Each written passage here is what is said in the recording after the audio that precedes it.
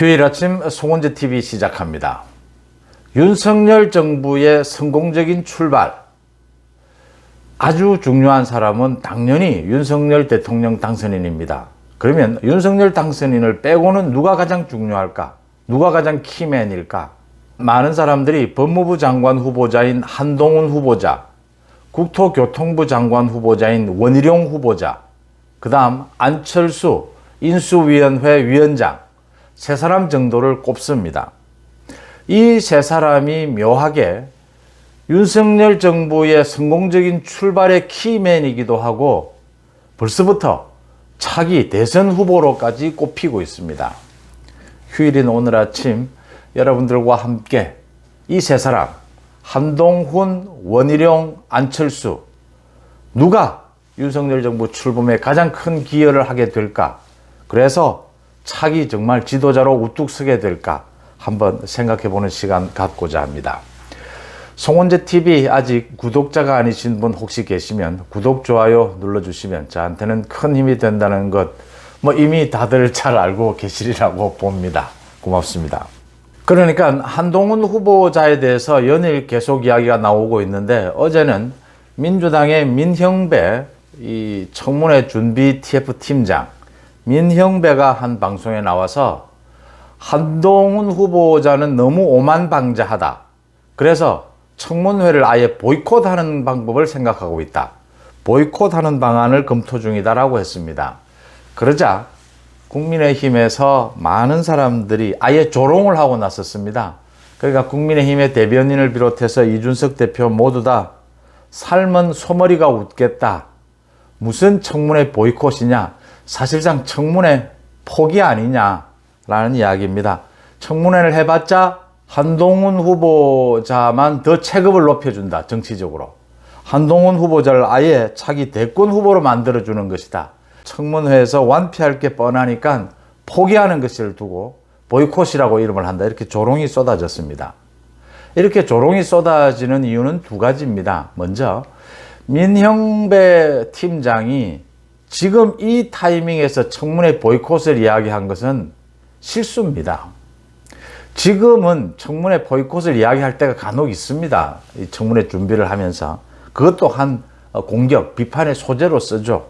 아예 청문회 할 가치가 없다라는 공격을 하게 되는데 이렇게 일찍 꺼내는 것은 실수입니다. 지금 한동훈 후보자는 거침없이 지금 검수완박에 대해서 민주당을 공격하고 있지 않습니까? 문재인 대통령 말만 거론하지 않았을 뿐입니다. 문재인 정부 지난 5년 동안 도대체 무슨 일을 했길래 야반 도주하듯이 검수완박을 추진하느냐. 거침없는 한동훈 후보자의 이 말에 반박하든지 역공을 펼치든지 아니면 청문회 준비를 위해서 한동훈 후보자의 여러 가지 의혹을 들춰낼 수 있어야 합니다. 지금은 그럴 단계입니다. 그런데 처음부터 청문회 보이콧 이야기를 꺼내면 처음부터 항복을 선언한 셈이 돼버립니다. 보이콧 이런 이야기는 한창 의혹이 진행이 되고 공방전을 펼치고 난 적정한 시점에 꺼내는 것이 훌륭한 전술이죠. 실수를 했다라는 것이고요. 두 번째는 내용면에 있어서 검수완박 내용면에 있어서 한동훈 후보자에게 민주당이 도무지 이길 수 있는 법적 근거가 없다라는 겁니다. 검수완박이 지금 검찰의 6대 범죄 수사권을 모두 뺏어서 현재까지는 경찰에 준다라고 하는 것인데 이 2년 3년 전부터 이야기가 계속 나왔던 겁니다. 전 세계에 이런 전례가 없다. 딱 한 곳 있는데 중국의 공안제도다. 중국 독재의 가장 표본이 공안이지 않습니까? 중국 공안제도를 그대로 흉내내서 지금 검찰과 경찰의 수사권 조정, 검찰 해체, 검찰 수사권 박탈을 추진하고 있는 것이다 라고 하는 지적은 계속 받아왔습니다. 비대해지는 경찰은 어떻게 관리할 것이냐, 부정부패는 어떻게 수사할 것이냐, 대책이 없다라고 하는 점에서 이게 지금 청문회를 통해서 민주당과 한동훈 후보가 공방전을 벌이게 되면 논리적으로 설득력, 합리적인 설득력이 민주당이 도저히 이길 수 없다라는 겁니다. 그걸 자인하는 꼴이다 라고 하는 점에서 지금 청문회 보이콧 이야기한 부분은 아주 큰 실수였다. 아예 초장부터 처음부터 지고 들어가는, 뭐 어차피 내용 면에서도 민주당이 질 수밖에 없는데, 그 한동훈 후보자, 윤석열 당선인 이 기세에 벌써 밀려버렸다. 그 다음 지금 촘촘히 넘어야 하는 그 금수완박 법안, 그 걸림돌들, 뭐 국회의장부터 시작해서 국회의장 동의부터 지금 받아야 하지 않습니까? 그런 것부터 넘을 수 있겠느냐. 가장 뭐 큰 것은 국민의 반대 여론이죠. 이런 부분에 걸려들었다라고 하는 점이 지금 한동훈 후보자의 어떤 뭐 기세라 할까, 이런 부분들이 거세다라고 보입니다. 한동훈 후보자, 그러니까 지금 윤석열 정부의 성공적 출발에 이 한동훈, 원희룡, 안철수를 꼽는 것은 이겁니다. 지금 우리 사회의 대선 때부터의 화두가 법치의 회복. 법치의 회복은 한동훈. 부동산을 잡아야 한다. 부동산을 어떻게 잡을 것이냐. 그건 원희룡. 그 다음 이제 공동정부, 6월 1일 지방선거부터 이겨가면서 공동정부 성공해야 한다. 공동정부의 주역은 안철수다. 그래서 이 세 사람에게 지금 관심이 모이고 있는 겁니다. 지금 한동훈 이야기를 제가 계속하고 있었는데, 법치와 상식의 회복은 한동훈. 한동훈이 이 부분을 성공시켜 준다면 차기 대선 주자가 될 수 있을 것이다. 물론 뭐 가장 기본적으로 윤석열 당선인이 가장 중요하고 윤석열 정부의 성공이 전제될 경우의 이야기입니다. 문재인 정권의 실패를 딛고 이재명이 뭐 다시 재집권해 보겠다고 뛰었지만, 흔히 정치권에서 이야기하는 뒷심이 부족하다고 하는 것이죠. 결국 뒷심이 부족해서 명분이 떨어지니까 뒷심이 부족한 것이죠. 그러니까 박빙의 승부긴 하지만 이겨내지는 못한다. 이재명 후보의 대선에서의 패인은 이재명 자신에게도 있지만 그 자질이나 각종 비리들, 대장동 비리들, 큰 것 중에 하나는 문재인 정부와의 관계 설정이 왔다 갔다 한 겁니다. 갈팡질팡한 겁니다. 문재인 정권과 차별화를 하지도 못하고, 그렇다고 문재인 정권과 하나 되지도 못하고, 그게 가장 어려운 부분이다. 그래서 윤석열 정부의 성공, 그 전제 하에서 이제 다른 대선 후보들, 유력한 대선 후보가 얘기가 될 수 있는 부분입니다. 한동훈 후보도 이 금수완박에 대해서 제가 이미 말씀을 드렸지만, 이 금수완박을 잘 처리한다면 또 잘 처리할 가능성이 매우 높습니다. 논리적으로도 설득력이 없고, 현실적으로도 이 금수완박을 추진할 동력이 없고, 추진하고 난다 하더라도 한동훈 법무부 장관, 윤석열 정부가 그냥 있지 않을 것이다. 법무부 자체 내에 반부패 수사팀을 만든다든지 뭐 여러 가지 방법이 있다라고 하는 점입니다. 그래서 한동훈이 유력하다라고 하는 이야기고, 뭐 한동훈 개인적인 자질 이야기 많이 나오고 있죠. 다음이 원희룡 후보입니다. 원희룡 후보도 국토부 장관에 발탁된 것은 굉장히 의외다, 뭐 독배다, 이런 소리가 나왔습니다. 윤석열 당선인도 그렇게 이야기를 했다고 하죠. 원희룡 후보도 한동훈 후보와 똑같은 입장입니다. 성공한다면 차기 리더로 발돋움할 수 있지만 실패한다면 굉장히 어려워질 것이다, 정치적으로. 이런 부분입니다. 부동산 가격을 지금 잡는 것은 정말 만만한 일이 아니다. 또 많은 시간이 필요한 일이다. 원희룡 자신이 이미 잘 알고 있습니다. 오만하지 않겠다. 서두르지 않겠다. 원희룡 후보의 일단 태도가 맞다, 이렇게 보이고요. 부동산 문제, 수도권부터 잡아야 하는데 일단 공급부터 시작을 해야 할 겁니다. 그 다음 나머지 부분, 뭐 금리 부분이라든지 재개발 부분, 이런 부분들과 시기 조절을 어떻게 하느냐.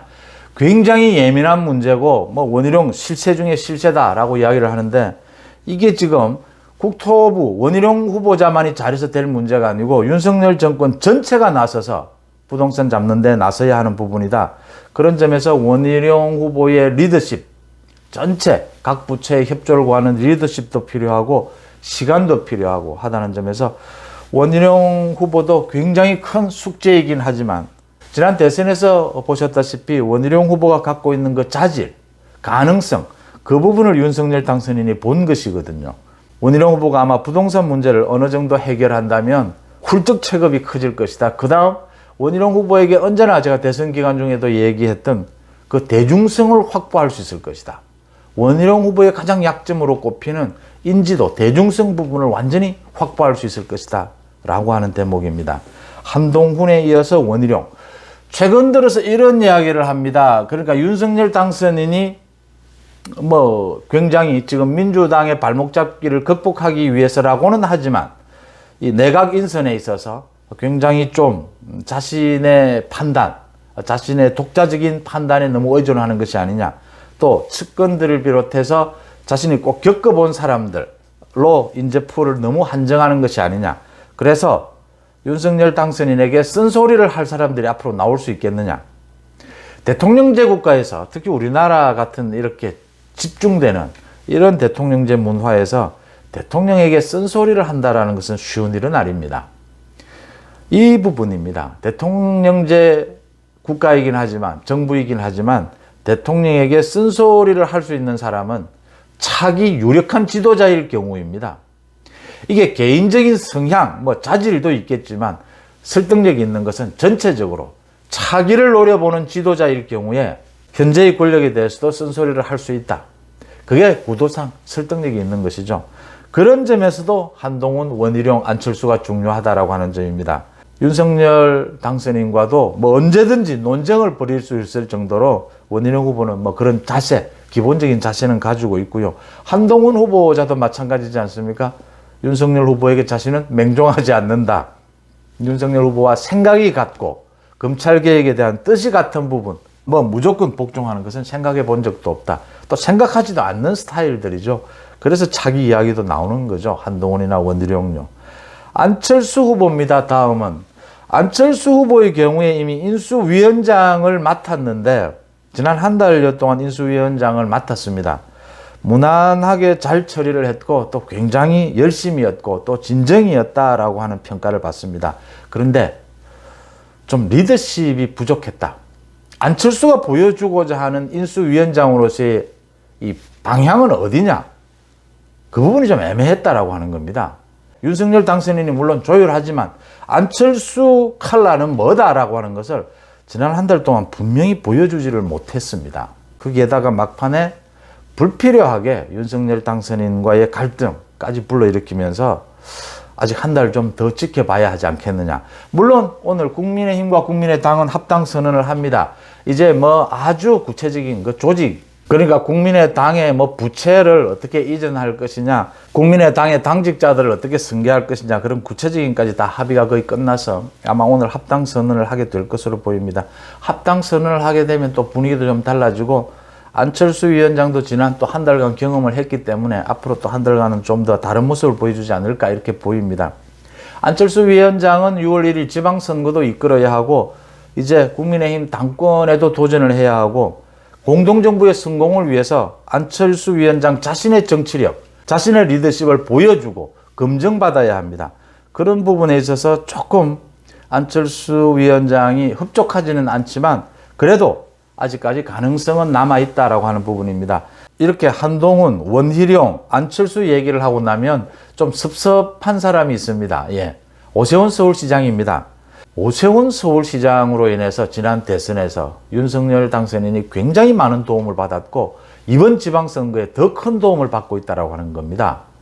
오세훈 서울시장이 보궐선거에서 당선되고 난 이후에 민주당의 서울시정이 얼마나 많은 문제가 있었다는 걸, 그러니까 시민단체에게 퍼주기 하는 그 서울시정에 대해서 바로잡고 지난 대선 기관에서 오세훈 시장의 딱 이 한마디지 않습니까? 이재명의 대장동 비리를 가지고 오세훈 시장은 이렇게 말했습니다. 서울시라면, 서울시장이라면 대장동 비리 같은 것은 상상도 할 수가 없다. 아예 발도 붙일 수가 없다. 그 말 한마디로 이재명에게 치명타를 안겼지 않습니까?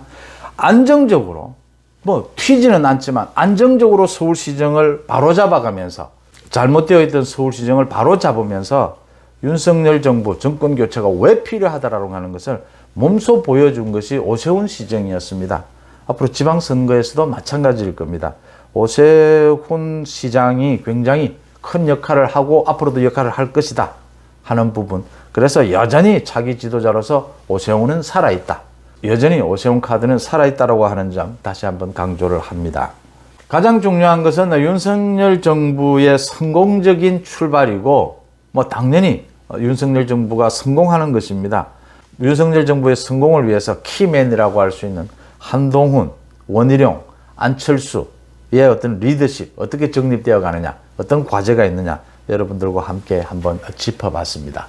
오세훈 서울시장도 물론 주목받는 차기 리더라는 점 다시 한번 되새깁니다. 송은재 TV 마칩니다. 고맙습니다.